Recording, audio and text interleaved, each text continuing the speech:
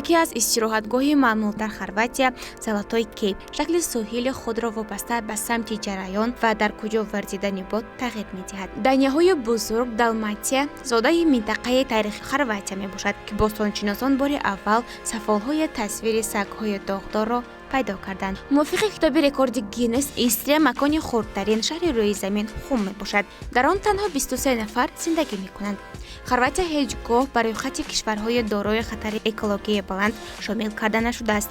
оби тозаи нӯшокӣ то ҳол тавассути каналҳои обтаъминкунии умумӣ ба сокинон дода мешавад ва онҳо метавонанд ин обро нотарсона бинӯшанд.